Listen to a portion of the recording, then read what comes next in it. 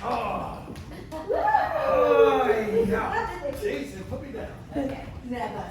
Never. I'm not doing that. Okay. Okay. Put me down, Jason. This is like a moving stage. It is. It is. This is not ready. Hi guys. Hello. Hey, so we are all here for a very special movie that we love. I would love to hear about, first of all, before you got involved in our movie, your acting journey. How did you get involved in this craft? Let's start, or your effects journey, sir. How did you get involved in effects? I was in acting college, Well, there you go. Carnegie Mellon, and my best friend was Tom Savini, and Oh, there you go. we're going to go do this little movie, and there it is. Were you on the fourth one? First one. Oh, okay. Because I worked with Tom on the fourth. Yeah. Did you always have a passion for acting and effects when you were growing up, or was it Yeah. just something you fell into? Yep, no, my father's a Greek Orthodox priest, and so I saw him up there in front of the crowd, and I thought, that's perfect, I can do that. Well, for me, it wasn't a craft. It was a job. I started when I was 2 years old. And my first movie was playing Gladys Ford's daughter, and then Jimmy Stewart's daughter, and then I worked with Hitchcock. I was on Peyton Place, and then under contract to Mattel. But I never chose it, so there's a big difference. I think I got more serious once I was an adult, and I went to school, and I really studied. I mean, like, if I'm gonna do this, you better get good. So when I was about 18, I studied with Lee Strasberg, and then it was like a whole different career, because I felt like I made the choice, you know? Yeah.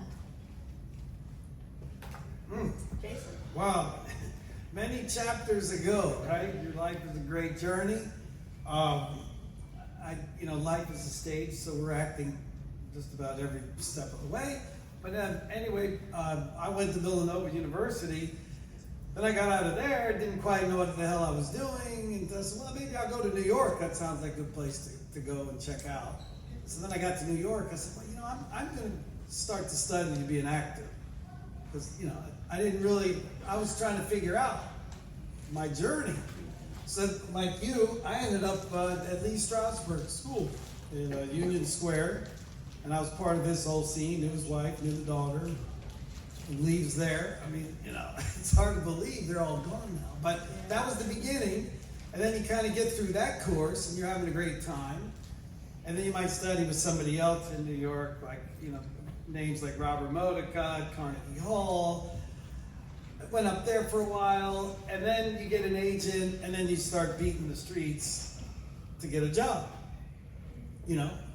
And in those days, everything wasn't so digital and internet, and I'm looking and looking. It was Like work. a lot of legwork, and then here you got your 8x10 and your resume on it, and you're beating feet around the city, and you're doing readings and doing what you can. I did not have a huge history behind that moment like you did. But I think before it was like it was a small little community. It wasn't like how big it is. Yeah. And if you were a part of it, you kind of all knew, Right, well, because of technology and the internet invention, it's really created a broad brushstroke of bringing a lot of people to have accessibility to an industry. And images are getting transported all over the place. We had careers that were going, and then they invented the internet. Like what? You couldn't really transport pictures over a 56K modem on the internet. Anyway, so we're all, that was the beginning. And then you have to engineer, well, how could I get in a play? How could I get in a showcase play and then invite everybody in the industry to come see your play? And then one crazy thing is you go to great, schools, and then other people, like I was in school with Scott Baio, I was in school with, Robin Williams. I mean, and these people start to get these breakaway parts. Then that keeps you inspired. But anyway, you... I don't want to talk too much. No, that's all very interesting, and I think the industry's really changed unbelievably since we were kids. For me, I grew up outside of New York in New Jersey, and I would go see with my family, we'd go see the Rockettes every Christmas, and I wanted to be a Rockette. But then I was like 5'2". So Yes. that wasn't happening. You know, but I love to sing and I love to dance, and so I just always, whenever we went to New York, that was like my place. Like, it just sung to me. It just, you know, so I took dancing and voice work, and I went to acting classes, of course. I had Matt Dillon and Vic Spano and Meg Ryan in my acting class. I mean, you know, you just meet these people when they're Matt Broderick. I mean, super great, lovely, fun.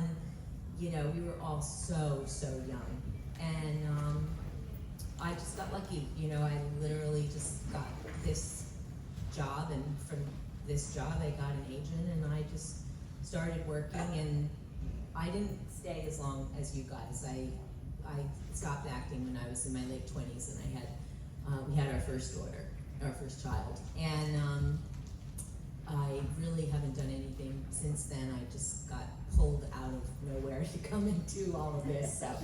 But every time I do one, I meet all of these amazing people with their amazing stories, and it's really blessed. It's all a crazy journey. It's huh? a crazy journey. There's no I other mean, way to put it. I decided I'm gonna go out to LA. I'm great in family, had some connections, and I meet this guy, and he's married. He was married to Zsa Zsa Gabor. So then I go, I gotta meet him.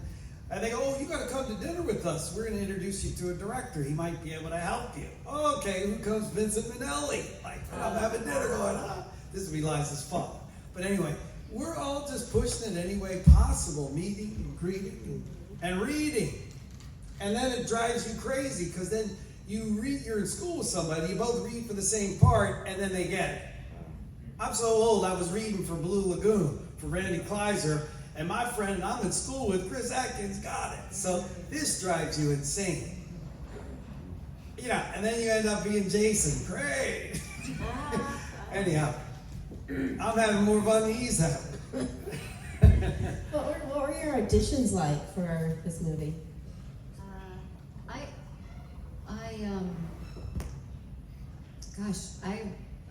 I had been on a soap opera for a couple of years, and I left.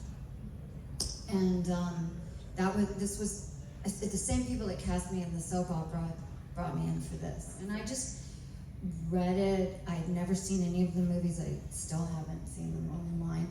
But because I get really scared, I can't watch anything like that. It freaks me out to even watch. Well, yeah. But it was great. I just approached it like an acting job. I did all my homework on it.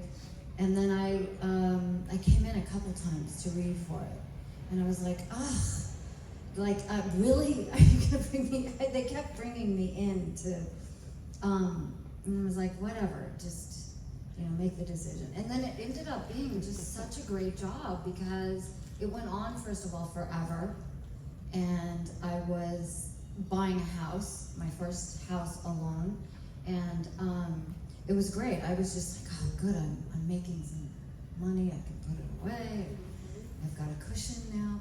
So that's how I was looking at it, and it was really fun. I had such a good time with everybody, with Tom and with just everyone. We made it really fun, but it went for a long time. So I shot October 31st was when we started, and it was up in Zaca Lake in Buellton, which is just above Santa Barbara, and we started shooting, and it went all the way through Christmas, everything, until January, around the middle of January, and it was freezing. So I was being wet down every night for a month in Topanga Canyon, which is, canyons are freezing. Yeah. And I would, to this day, if I put on a shower and the cold water hits me, I'm like, ugh. I'm not like a normal response. It's like, I'm gonna start running! I gotta start running! You still have PTSD? No, I have PTSD from cold water. And in the cold, but they would go to the caterers and put hot water, like what they were making tea with or whatever. And for like 5 seconds it felt really good, and then it would start, start, it was horrible. I mean, horrible.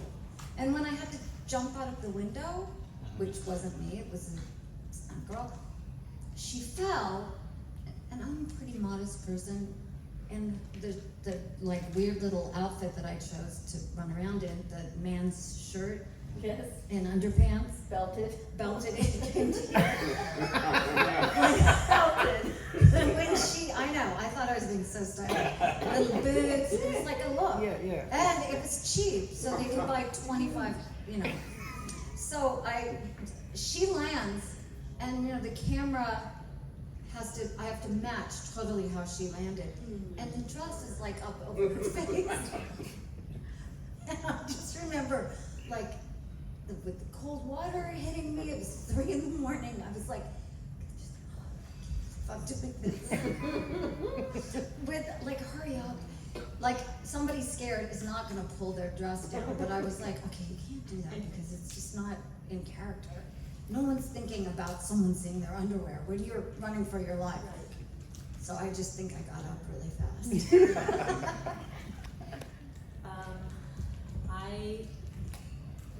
So the gentleman that was in the scene with me was actually my sweetheart at that time. And when they called my agent and said that they wanted to audition girls for the part of Claudette, my agent said, well, you should just book Debra because, his name is William. She's Willie's sweetheart, and, I'm sure it'll be a great scene. And they didn't buy that. They had to read me and read, a bunch of other young ladies, and I guess I just lucked out and got the part, and it was not anything like Kimberly's experience at all. It was just one night. We arrived at like 5 or 6 o'clock at the camp, and basically because it was all dark and everything I did was in the dark, we just shot overnight and then kind of left probably around 4 or 5 o'clock in the morning, something like that. It was just one day, so it was nothing like your experience. Lucky for you. Yeah. Yeah, you were with your boyfriend. Mine was an unusual set of circumstances because you all know the process. You got an agent, and then the agent calls you and says, "Oh, we got a great movie. Well, what is it? Okay, what is it called?" Well, in those days they were just calling it Jason. I don't know. The script that I got said Jason on the front of it. Okay, well, what am I getting submitted for? Well, we're looking for camp counselors at the camp. Oh, good. So I basically go in and read for the counselor part the John Fury guy. So it was in the running of John and I for the goddamn part, right? So then, as you know, they said, well, we want John, but we'd really prefer you to be Jason than the counselor part. Oh, so now I'm going through, well, what the hell does he say? What is going on here? We didn't know because the character never really had come to life yet. But anyway, it is what it is. They said, look, you're going to be Jason, and so they start, shaving your head, and you're being sent to a dentist to get the worst oral problem you could ever have. And then they create your teeth. I go, what? The whole thing was like nuts. And it got more nuts because they were figuring it out as we went along. And, in my case, I'm working with a young guy, Carl Fullerton. You may know Carl. And he was in charge of creating the whole image of Jason. So he didn't really know. We were kind of just going with the flow. I don't know. Anyway, and then it's just shocking. It's a fun conversation because then look what happened after that. Then it evolved into this iconic role that everybody knows. So anyway, it was by accident almost. Yeah. And I'm happier now that it worked out, that history worked out the way it did. And then shockingly in my life, this damn number 13 just keeps coming up and coming up and coming up. Shocking. Shocking how, the chapters of your life unfold. But it's a fabulous fraternity, and I feel very blessed to be part of it. And have such great Texas fans out here. They're the best. Ah. This one is for Taso before I toss it over to our audience.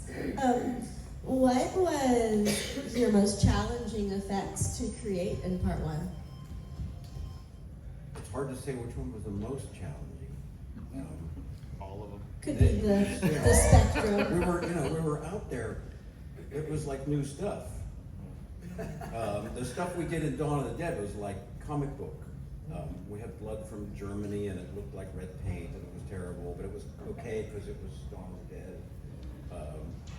So then, on the way up to the Poconos, Tom called Dick Smith, who invented. He's the guy that invented all of the movie and TV special effects. This guy, I don't know if you guys know who he is. He's the guy. And so Tom just called the guy, and he said, yeah, come on over to my house. We just went to his house in Larchmont. And in back, he had a little shed where he did all his work.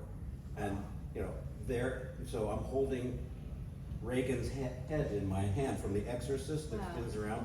There it is, her head. And so I'll just tell you this quick story and explain who this guy is. Exorcist, what year is Exorcist? The original? 73. The script says, the demon is in her body and her head spins around. How are you going to do that? This guy not just invented a head that looks so real in your hands. You can see the veins under the skin. That's the kind of detail he did. But he took the top of the head off, and inside is a mechanism, because he said, I realized when people spin, their eyes track. They don't just stay still. He said, how was I going to do that? So he took a radio-controlled model airplane, and he took the guts and he put them in the head with two glass eyes, and he had the controller in his hand. So as it spun around, the eyes were tracking like a human. Ooh. Yeah. That's the kind of detail this guy did. And we were just standing with our mouths open. We just came from rubber and paint. Like, wow. And so he gave us the formula. He just gave us the formula for blood that everybody uses now, how to make movie blood that looks realistic. And he gave us so many ideas. And so, Tom's head exploded. Because Tom was, I thought Tom was a genius, and this guy was like Superman. So then we started redrawing a lot of this stuff and remaking it. And of course, it was still latex rubber for all the stuff. It's the easiest and the best way to make those molds and the special prosthesis. We got to the camp, the Boy Scout camp, and they had big pizza ovens in the kitchen. Well, we were baking the latex molds in there, and the chef got mad. All that pizza smelled and tasted like rubber from the pizza. So that one was, Wow. yeah, I don't know, do you have any special effects that you want me to talk about specifically? Are you still working in it, or are you still doing special effects? I'm in West Virginia, and so we just reopened our film department, and I'm trying to get movies shot there because the locations are so beautiful instead of going to Romania or something. Right. So I'm not doing much right now. Or New Mexico? Yeah, right. Yeah. My partner is in Oklahoma. They're shooting everything in Oklahoma. They are? All the big stuff. He just got done working with De Niro and DiCaprio on Killers of the Flower Moon. They have so many locations. I guess they're good with the tax breaks. Yeah. I'll tell you a tough one. I'm sorry, I didn't mean to break into that. That's okay. When we're under the bed with Kevin Bacon and the arrow goes through his throat, that was tough. Oh, yeah. Because you can only do it once. Yeah. Because he's gonna die. He's gonna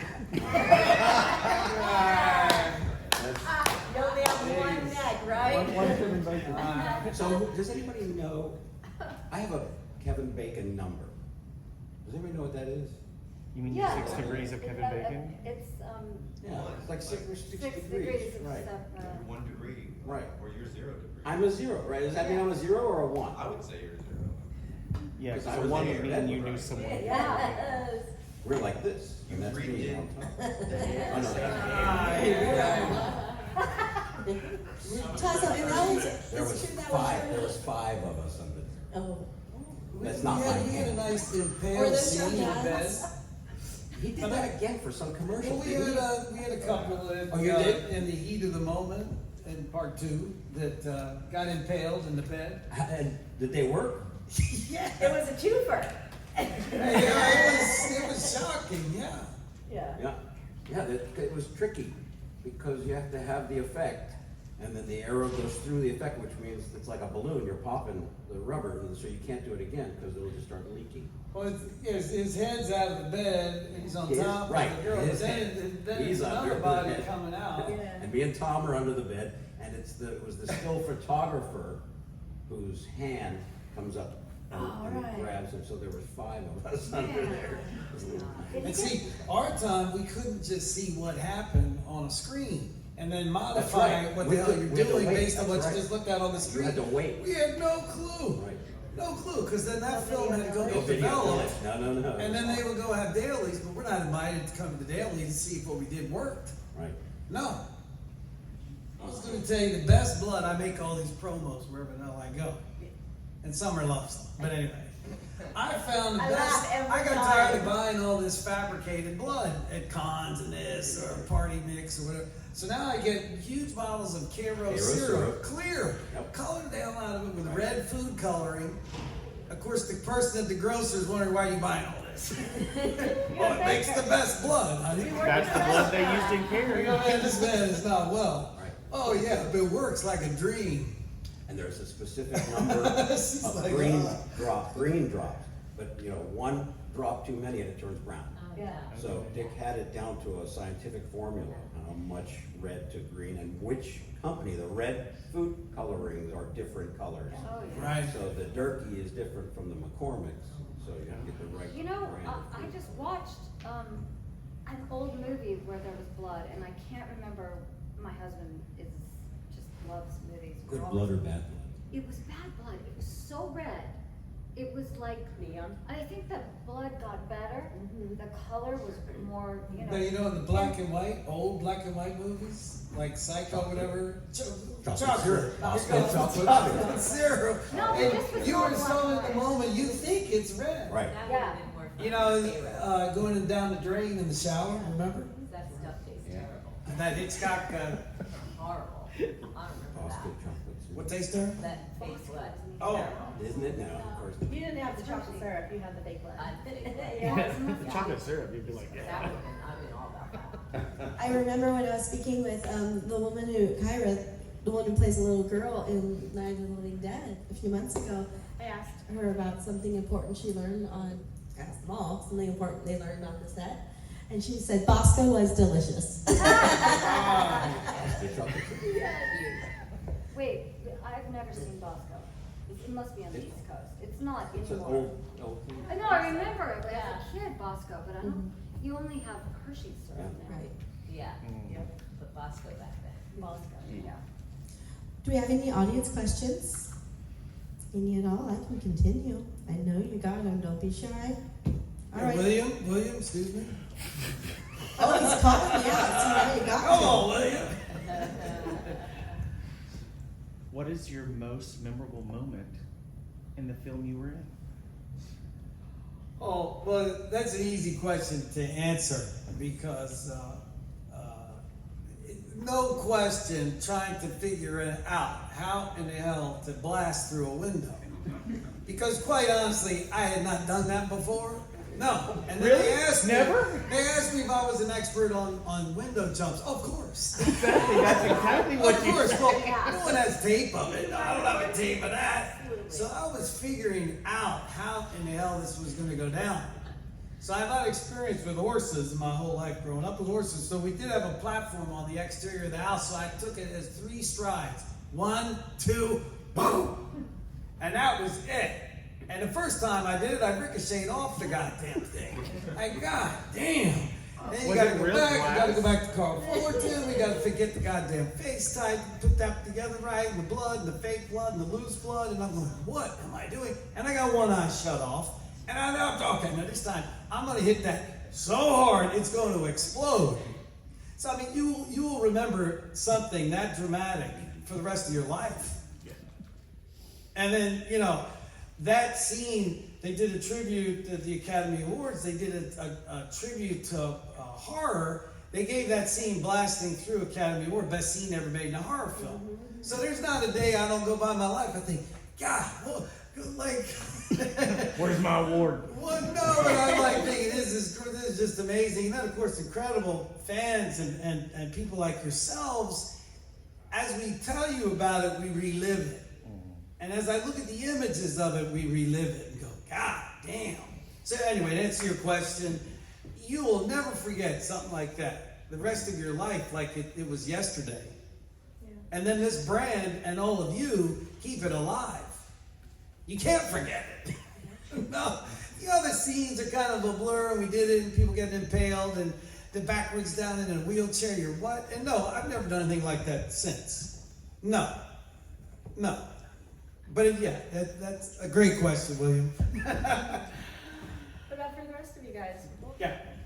Or even memorable moment. that you Was it have singing that- Kumbaya? Please tell me. Oh, man. That wasn't it. Yeah, that wasn't it. I guess it was when we were up in the loft, and honestly, I'd be lying if I said that I remembered the whole night or anything like that. It was Yeah. a very long time ago. And it's all fast and Yes, it's way in the past, but I do remember because you know there's a lot. Well, there weren't a lot of, but there's a lot of people there. It's not like you're having a moment like if you're on stage with an actor and you're by yourself, and that's a whole different thing because you know then you have to be in the moment in a way that's different than on film. But I remember.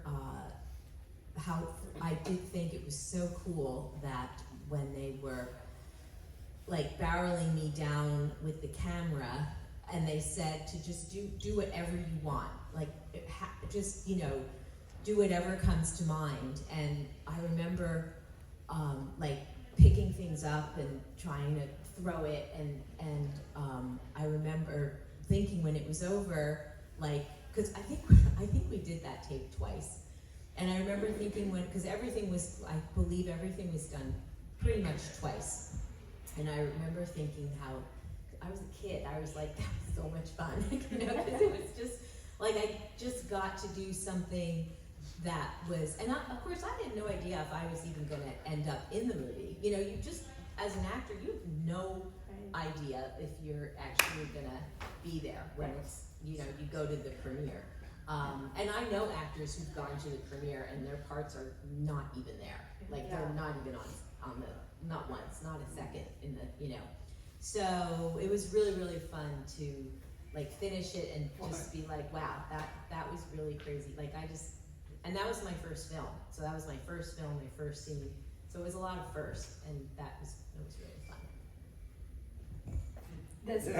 I was just thinking about, like, there's a lot of memorable things. I mean, really a lot. Yes. Because I was doing things that I had never really done before, and it was really physical and fun and very emotional all the time, crying and screaming.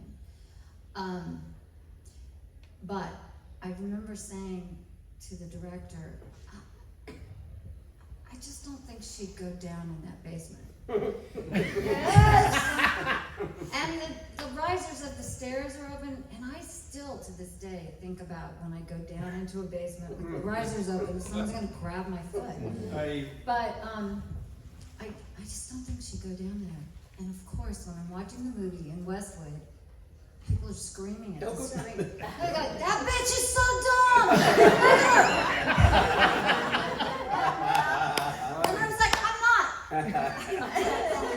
I just acted that dumb. I just did what I was told. Yes. I obeyed. Exactly. Yeah. But yeah, I remember like, oh, and when they were screaming, I'm like, see? That's great. That's great. Taso, do you have a So memorable the moment? original formula for blood included a substance called Kodak photo flow. There. So if you put the Karo syrup on and the food coloring on your skin, it just kind of bubbles up and curls.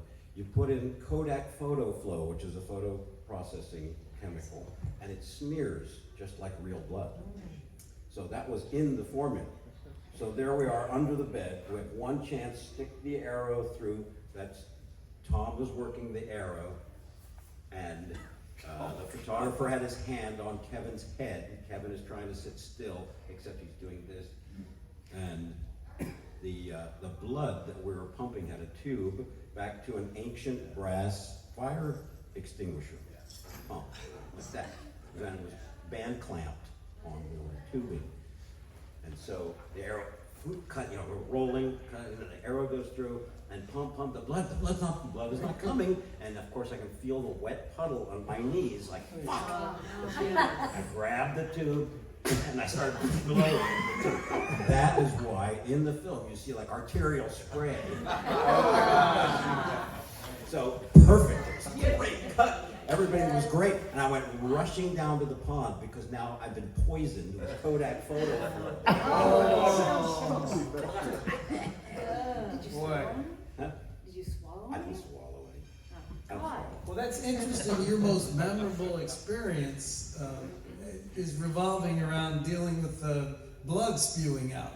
Yeah, right. Wow, that's great. It was a mistake. It was an accident, and just luckily, you know, it worked out. It worked out just fine. You know, later, Harry Crosby, Bing Crosby's son, is in the movie, and he gets shot in the eye. Why does he have to get shot in the eye with an arrow? So of course we put the blood on him and sent him right to the hospital because it burnt him. It's just horrible. That today is still a good mechanism to get an old fire extinguisher and pressurize it, and then fill in the cylinder whatever stage blood you want. And then that has a hose. The hose then can run along, come out your shirt, and it can Right. explode a massive amount right past your face. We were making it up. That extinguisher came from Tom's attic. You know, We just said it was Tom Devlin in his Yeah. movie, something about Teddy's Toy Box. You know Tom Devlin? He's a No. special effects guy. He's got his own movie coming. Oh. But anyway, we worked with him. Well, okay, so, I you don't know, know for him with that. when I come to these conventions and see you guys, this is like a real big chance for me to relive my happy teenage years and stuff like that. And I really enjoyed it quite a bit. So I was kind of wondering, just from y'all's perspective, what's it like coming out to one of these things and meeting people and talking about these kinds of things and that sort of thing? Oh, it's great. Gosh, this is really fun to relive. Like you say, we're reliving these moments, you know.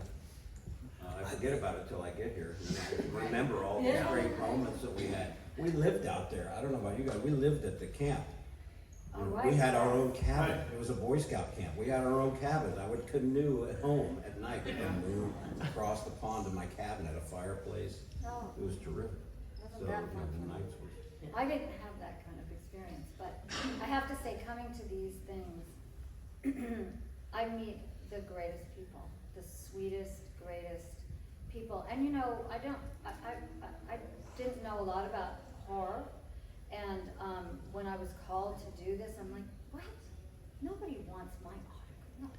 No, nobody. I mean, that's so long ago, and they were like, no. It's made this incredible resurgence, and I just am always blown away by how kind and how informed and smart and interesting the people are. So I just love that part so much. And it's always such a compliment, but at the same time, just I'm really interested in meeting you guys, and I love talking to you. It's very fun. Yeah, I agree with everything that's been said. The most value, I suppose, for all of us is we do get a chance to relive it because we don't really walk around town discussing it, you know, normally. In the grocery But store. then in this forum, in this setting, yeah, we can relive it. And it seems like it happened yesterday. And for me, all of you have been a great sense of inspiration for me. And I'm constantly trying to reinvent myself. And I'm constantly saying, okay, what could I do to be more relevant? I need something now. So through all this inspiration, I did create my own film project that's entitled Bloody Social, Murder in Palm Beach. Then I keep coming. That's a very tough task to create your own indie film and go raise millions of dollars. So then I come back here, do some more Days of the Dead, and then I go home with this pounding inspiration. So now I've created the book version. Let's do the book version first. launch that holiday time, and then if the book has merit and the book delivers a statement and has some fabulous elements to it, then you do the film version. But I really wouldn't have been going down this pathway had it not been for all of you. And so in my specific case, yeah, it's a hell of a brand revolving for 40 years around revenge of the death of the mother, right? So I don't mean to migrate, but my father died on Friday 13th, so why? That was the foundation of telling a story, revenge of the death of the father, that all of you pushed me to create. Thank you, Summer. I take full credit. Because you know what all of them ask you at every con? God love you. They love what you've done, but you know what the next question What is? are you doing now? What are you doing now? Oh, well, let me tell you what I'm doing now.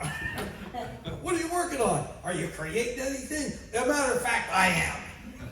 Well, what is it? Right? Yeah. And I'm super excited for the book. I know in my heart, I know that I can sell 1 million copies of the book. I know I can make that film. And I tell you what I'm not going to do is take my story, my concept, and go hand it to Jason Blum, a Blumhouse. Now you're going to be at the back end of his accounting system? Really? No. No, I'm going to do it, and the fans are going to be involved. And I want them to be own partners of it once we go to the next step. So do the book. If they love the book, then make the damn movie. Yes. Mm-hmm. We can make our own film. Come on. Mm-hmm. You all, Terrifier, look at these fabulous stories. My aunt has some costumes. All right, I'm so old. I'll tell you this quick story. This is about inspiration. There's a tailor in New York called Dunhill Tailors, 57 and Park, right? The Block family. I kept going in there. Well, the son is named Bill Block. Oh, okay, what are you doing? Oh, I'm going to LA. What are you doing in LA? I'm going to produce movies. Really? Well, how are you going to do that? So he starts a company called Artisan. He bought from Maryland Blair Witch Project. For nothing. I think he paid a couple $100,000. The guys in Maryland spent $30,000 to make Blair Witch. Right. Now you know more than I do. What in the hell has Blair Witch done?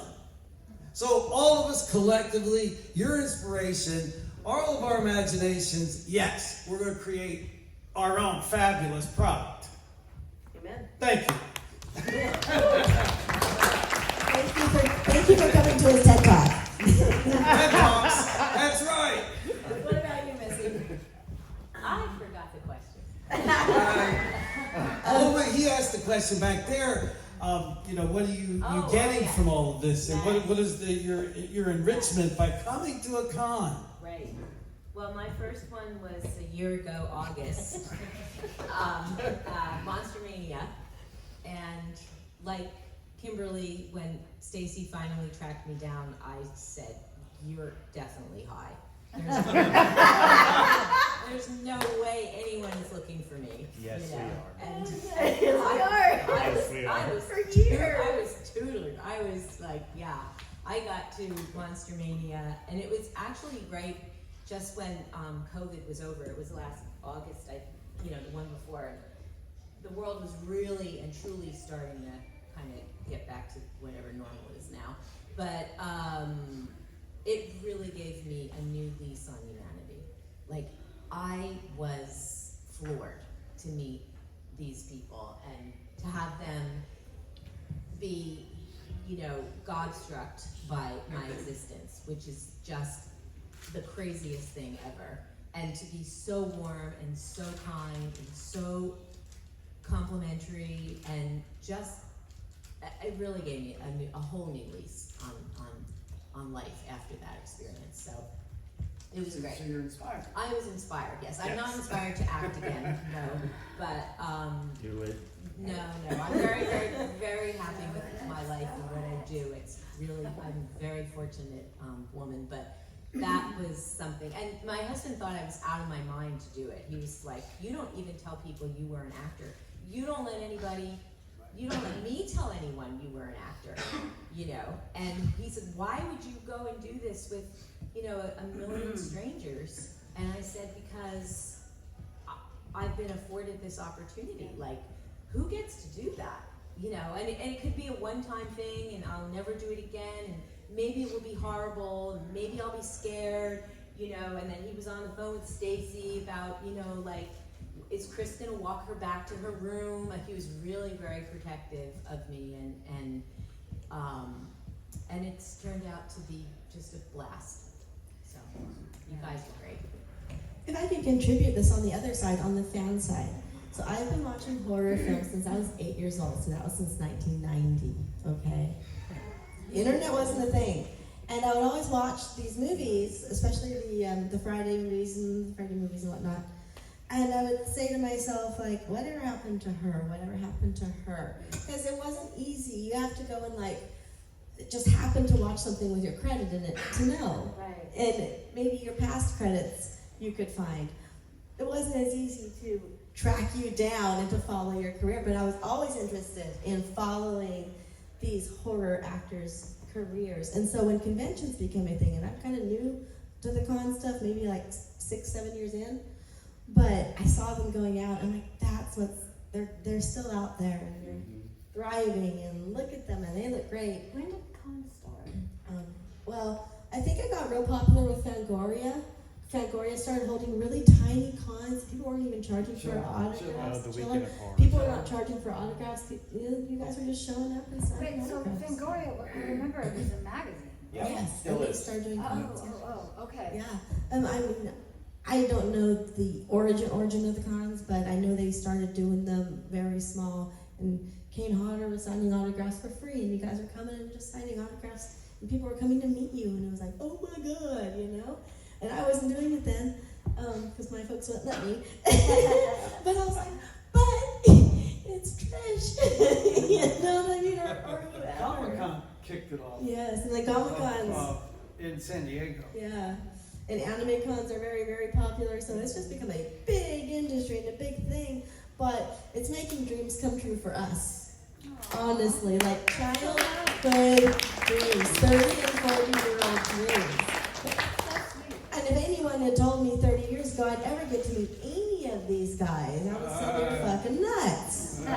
And here we are, right? So thank you guys for giving us this opportunity, because this is really something we wanted for like forever, until conventions started doing it. So much fun. Yeah, so thank you. So much fun. I'm so glad to be a part. Yeah. And thank you for having us. Yeah. And thank you all for coming. Thanks for coming. It wouldn't happen if it wasn't for you all. This is true. This is true. Do we have any other audience questions out there?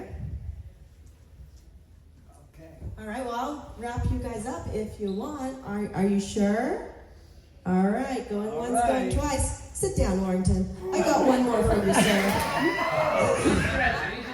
Just Get down. Okay, down. Down. Okay. Down, boy. Give me something important that you guys have learned on a set, any set. Either taught you something important in life or in the industry. I would say be patient, because, you know. As he steals the mic from my No, it's like, okay, take a deep breath and stay calm, because they want to do it again, and they want to do it again, and then there's like a half an hour in between, and then you're sitting there. And yeah, so you just got to take a big lesson in patience. I think, Go ahead, Kim. I think for me, it's about collaboration, and other people's opinions and jobs are just as important. You know, actors' faces are up on the screen, and for some reason, that's all that matters to so many people. But I think collaboration is just an amazing community of people. And when you get somebody that doesn't want to collaborate, it's awful. But most of the time, artists, everybody's job is as important as the other one, and it's such a wonderful thing to be a part of that circle. You know, I never felt as an actor that it was all about me, and I always felt that we were all important, and that kind of community is such a beautiful thing to experience. Yeah, I think as an actor, from when I was a little girl, that's what I wanted to do. So when I actually got to do it and got to join the union and got to be paid for it, I mean, my dad was a barber, my mom was a housewife. They were born in Italy. So, you know, when I got to do it, I never for a minute took advantage of it. And I would be, you know, I'd get to the set and everyone else was already there. And whether it was shooting a commercial or on a soap opera or another small film part, you know, and there were all these people that were there before me, and I was the one they would fuss over. It was always, you know, Made me so do you uncomfortable. want, do you want coffee? Are you hungry? Are you this? Are you that? You know, and they would, you know, bring you to some nice, quiet, warm room, and everyone else is like in this like whole hectic hellhole. And you know, and then they would make you up and, you know, dress you and get approval from the director and the sponsor or whatever, you know, it was you were doing. I mean, it was like dreamland to be an actor. It was crazy, and I think it just taught me how to not take advantage of anything that I'm given. Across the board. Well said. Taso? All these great answers. So it's important to know where the porta johns are. That's a very important answer. Yeah, that was not. And safe place where you can nap. And the craft table, you know where the craft table is. You get coffee. I don't know, it's just all of these are great answers. Yeah. You learn, you can't, you know, you think you're a genius and you get to the set, you're doing all this stuff. You can't do it unless the lighting guy, you tell him, Totally. you think about that and where the camera is.